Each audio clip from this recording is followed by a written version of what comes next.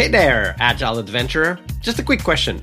What if, for the price of a fancy coffee or half a pizza, you could unlock over 700 hours of the best Agile content on the planet? That's audio, video, e-courses, books, presentations, all that you can think of.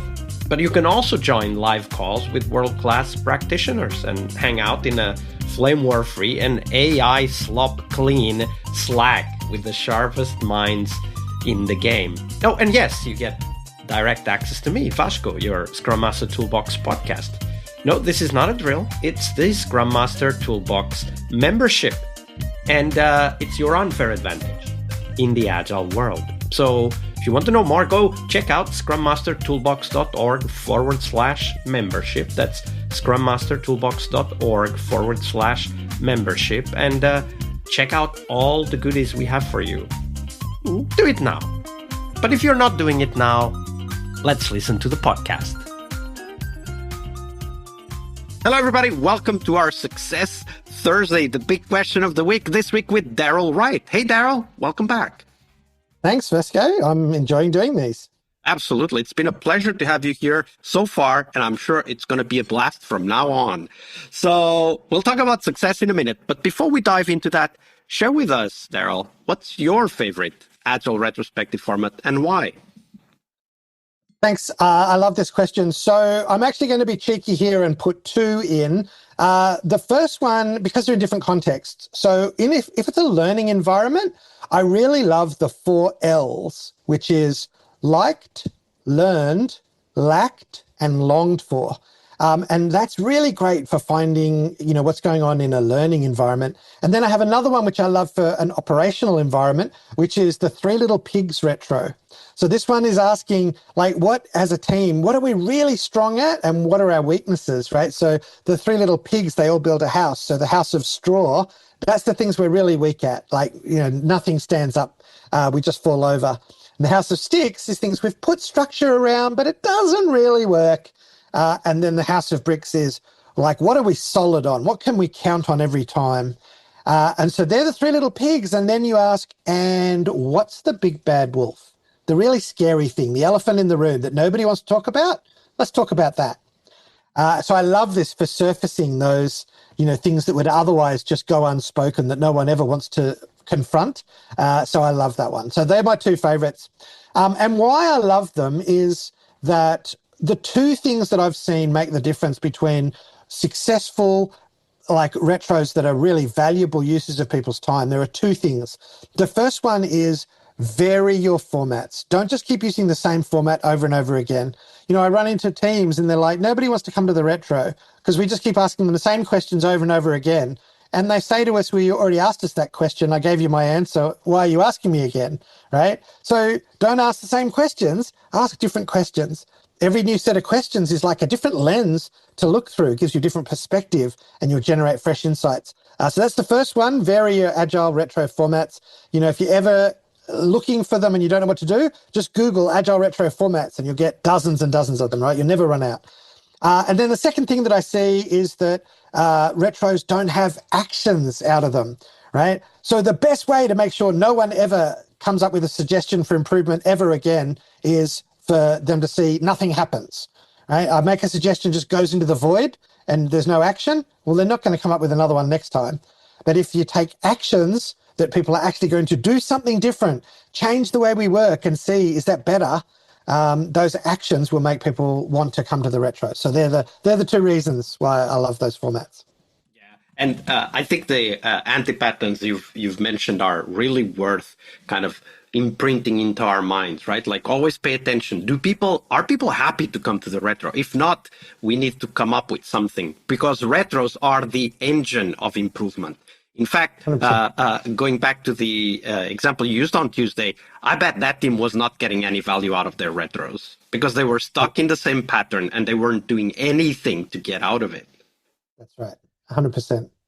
And then the other aspect is always make sure there's an improvement, no matter how small it is. And have a retro on the retro itself. Allow people to say that they don't like it, that they're missing something. That's okay. It's not a judgment on us. right? It's Yes. input, it's information on which we can build and create better retros. Absolutely. Oh, and one last tip, like know your team, find out what they're interested in, what they're passionate about, and then pick retro. Like if you know they're all sports crazy, use sports retros. If they're all science fans, use SpaceX ones, whatever it is. Like pick things that they're into, and they will love it. Don't do what one Scrum Master I know tried to do. She went into a mainframe team who were all in their mid 60s. They were about to retire. They were all very technical, introverted, highly engineer people. And she wanted to run the sailboat retro, which is a beautiful retro about what's the sun on your face, what's the wind in your sails. And they, as soon as she started talking, they said, "What do you think we are, kindergarten children?" And they got up and walked out of the room. Yeah, You got to pick your always audience, know eh? your audience. Always know Know your your audience. audience. Read the room. Yeah, Talking yeah. about knowing our audience, a lot of our audience here is Scrum Masters, Agile coaches, people who work with teams. And for us to succeed in these roles, we need to have a clear definition of what that is. And today we want to hear your definition, Darryl. How do you define success for yourself as an Agile person, a Scrum Master, an Agile coach? Yeah, yeah. So, firstly, let me just say what I think it's not. And because often I've gone into places and they're like, okay, your success measure as a Scrum Master or as an Agile coach is going to be the percentage of Agile adoption across the organization. Or we're going to do a maturity assessment on the teams, and that's going to be the success measure. And folks, that's not a real success measure. That's a vanity metric. It shows something for its own sake, right? So I would say, if at all possible, don't use anything like that. So what do I recommend? Firstly, I think there needs to be multiple measures, right? One measure is almost guaranteed that it's going to get turned into a target, which will get it'll get gamed, right? So it needs to be, firstly, a spread of things. Secondly, I would suggest always balancing quant versus qual, right? So quantifiable number metric things with qualitative things. So what is people experience like? What is their, can you ask them to rate their happiness, how productive they're able to be, as well as things that you can quantify with numerics like lead time, flow efficiency, quality, those sort of things. And then the other thing I like to try and balance is business success, so outcomes. So are we, improving things like customer satisfaction or, revenue versus humanity? Like, how are the team progressing towards becoming a high-performing team? Because ultimately, like from my point of view, what I want to achieve and what I would like my success measure to be is how much have I helped the team become a more high-performing team? But that's what I want. That's not necessarily what the team wants. So if I'm in there to help the team, then I want my success measure to be, well, what is the team trying to achieve? What do they want to do? And then my success is how much have I helped them achieve what they want? Right. And so if what they want is to uplift quality or to reduce their time to market or something like that, well, then my success is helping them achieve that.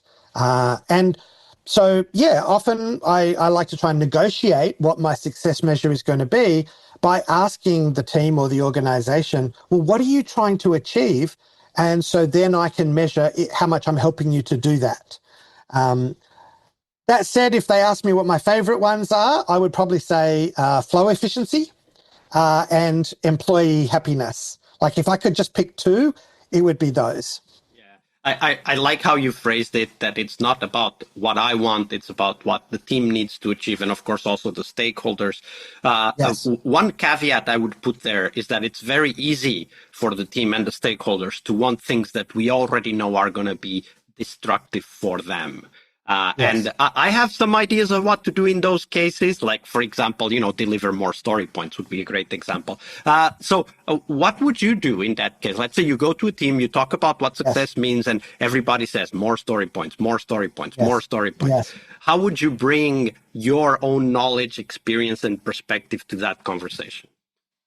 Well, firstly, I would have the conversation with them about shifting from, outputs to outcomes. I would say we could deliver more story points by just making the story smaller. Like that doesn't help anyone, does it? Because we're not actually delivering more value. What we want to do is deliver more value to our customers. Is that what you're trying to do? Is that what you're trying to measure with the more story points? Because if so, let's think about this in a way that actually measures value delivered. Like, could we work out value delivered in however much time? If we can deliver more value in less time, is that achieving what you want to achieve? Is that a better way of measuring that? So I would have that sort of conversation with them. And if the conversation was with the stakeholders as well, I would say to them, would you be happy if your team checked off more boxes, but your customers were less happy? Would you be okay with that, right? And usually they would say no. And I would say, okay, so what is it that you're really trying to do? What does more story points look like to you? What does it equate to? And maybe they would say, I want to release every 2 months instead of every 3 months. So you would try to get them to translate the more story points into something, but that something, I hear you say, it needs to be connected to somehow the impact of that something. So if we were to deliver story points, how would that help us? Yes. Okay. And I would try and shift and convert that into value, impact, outcomes, those sort of things.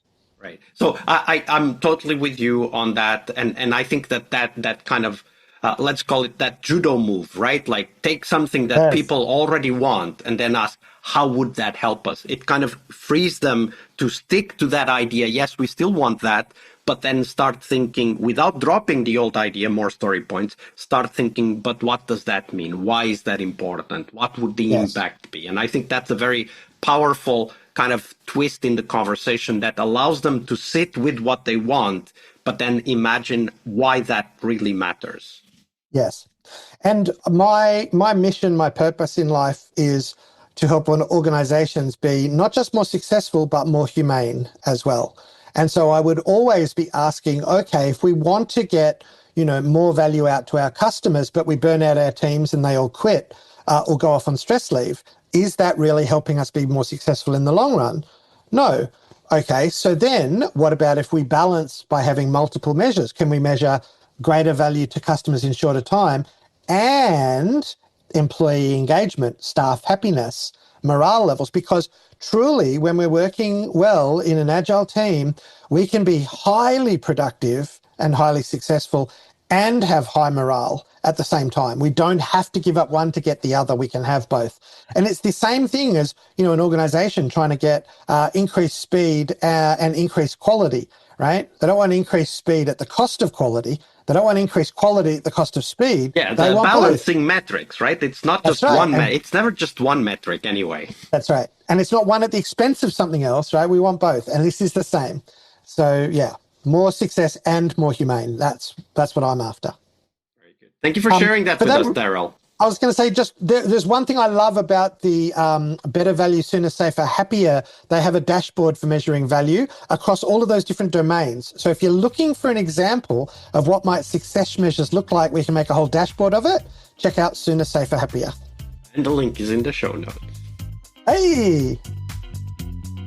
All right, I hope you liked this episode. But before you hit next episode, here's the deal. This podcast is powered by people like you. The members who wanted more than just inspiration. They wanted real tools and real connection to people who are practicing Agile every day.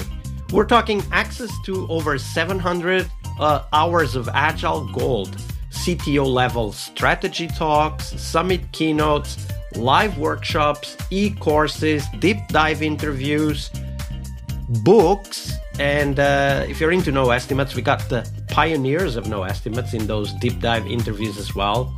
Agile business intelligence, creating product visions, coaching your product owner courses, you name it.